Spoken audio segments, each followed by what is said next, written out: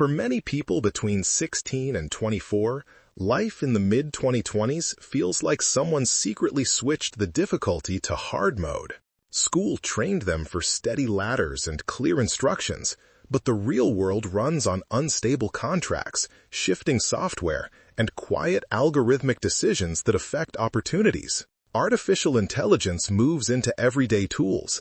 The economy often looks tilted toward those already ahead, and basic security drifts farther down the road instead of getting closer. Around them, the loudest voices keep shouting simple slogans. One side declares that AI will replace everyone, while another insists that success only takes more grinding, more side hustles, and more sleepless nights. Neither message explains much about what is actually happening in real classrooms, small apartments, and overburdened group chats. Underneath the noise, a quieter pattern appears as people begin to form new mindsets that help them make sense of 2026 without pretending that the world feels fair or easy. Reason number 1 centers on treating artificial intelligence as a coworker instead of a final boss. By the mid-2020s, AI no longer looks like a distant laboratory experiment. It lives inside ordinary tools. Word processors suggest entire paragraphs.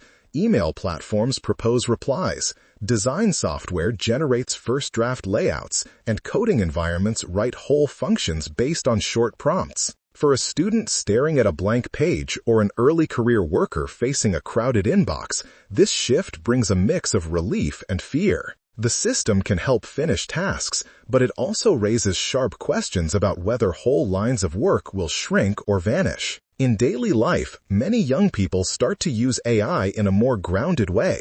A model drafts a rough essay, but the student still rearranges the structure, checks the facts, and adds personal insight. A new designer lets an image generator produce several concepts, then chooses one, redraws parts, and adjusts details by hand. A junior employee asks an AI system for 3 email variations, then edits the best one until it sounds accurate and respectful. In these moments, AI no longer feels like an unbeatable boss at the end of a game.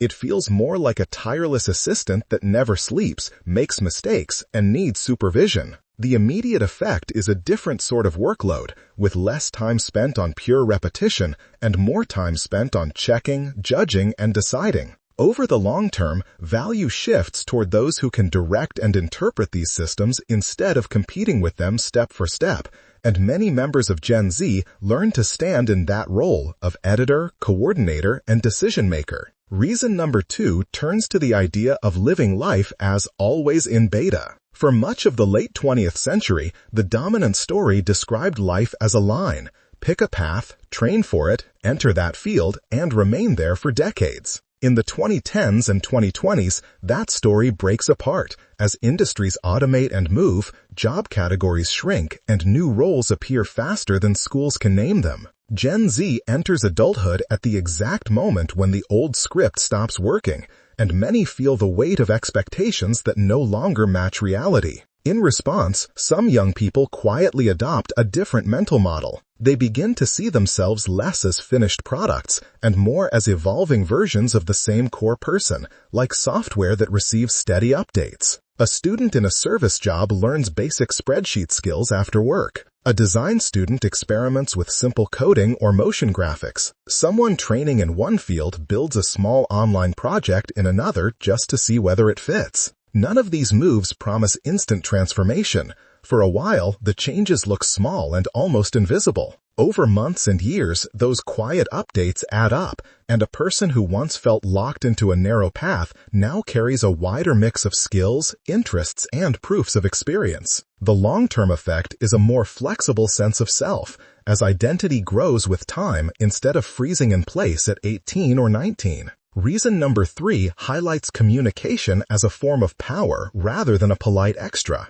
As AI tools pour out more text than anyone can read, the scarce resource becomes clarity. Many young people learn to complete assignments and tasks, but do not always learn how to explain their thinking in a way others can grasp quickly. In the mid-2020s, that gap becomes obvious as automated systems assemble reports, yet cannot sit in a room of tired coworkers and calmly walk through why one choice makes more sense than another. Across campuses, group chats, and early jobs, some members of Gen Z start to practice clarity in small, concrete ways. A student records a short voice note explaining a difficult topic from class as if telling a simple story, then later notices where the explanation wandered or clogged. A junior worker explains a spreadsheet or project plan to someone outside the field and watches for confusion. Over time, they learn to trade vague words for precise ones, to break complex ideas into steps, and to use examples from daily life. In the short term, the payoff appears in smoother collaborations and fewer misunderstandings,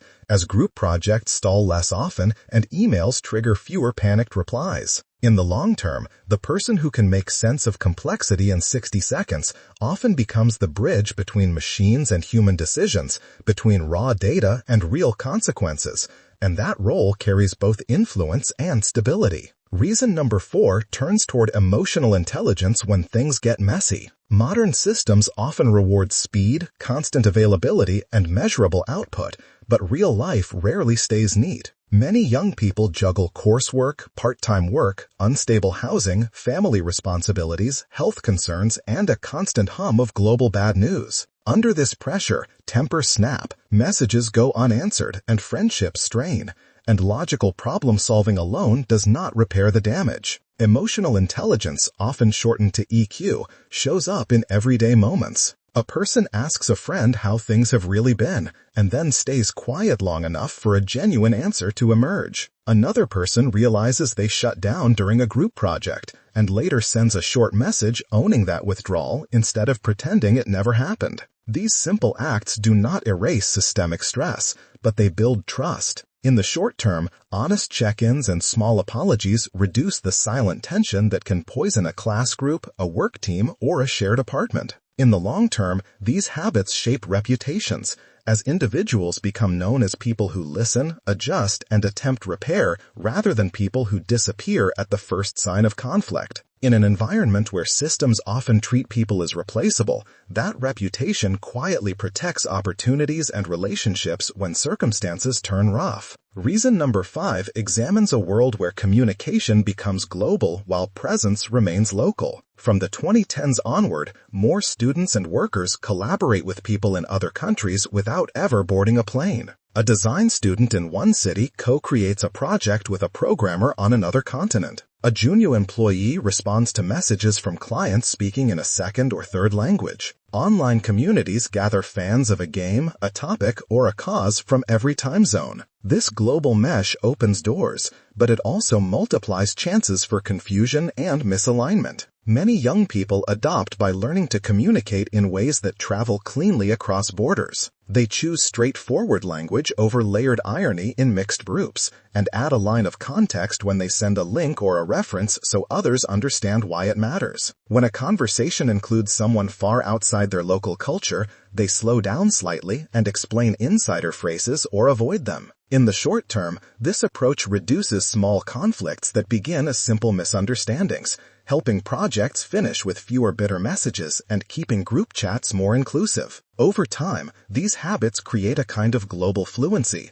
as the person becomes easier to work with across cultures, time zones, and platforms. In a labor market where remote and hybrid work keep growing, that steady clarity acts like a passport that doesn't expire. Reason number 6 focuses on flexible identity rather than a single job title. For generations, adults often answered the question, "Who are you?" with statements such as, "I am a teacher," "I am a mechanic," or "I am a nurse." In a more volatile economy, those labels can feel fragile. A young person trains for a specific role, then watches that field saturate, change, or move across borders. When identity ties itself tightly to one occupational label, every shift in the market feels like a personal collapse. Many members of Gen Z respond by building a broader sense of self. Instead of describing identity only in terms of roles, they describe core abilities and interests. One person says, "I solve problems with code and storytelling," instead of only "I am a web developer." Another says, I help people understand complex topics, rather than just, I am a tutor. Some write simple lists of things they are good at and things they enjoy, separate from any official job. In daily life, this reframing lightens the weight of each setback, because losing a role still hurts, but does not erase the underlying strengths. Over the long term, when fields merge, split, or disappear, individuals with flexible identities can carry their abilities into new contexts without feeling like they vanish along with their last job title. Reason number 7 centers on an anti-fragile response to stress and setbacks. The term anti-fragile describes systems that don't just survive pressure but adapt and learn from it. For many in Gen Z, early adult years include a string of hard hits, global crises, canceled opportunities, rejections, rise in costs, and personal losses. Each impact lands on minds already stretched by constant notifications and a non-stop news cycle, and it can start to feel as if every failure writes an unchangeable story about worth and potential. Within this harsh environment, a different pattern appears. After a failed exam, a ghosted application,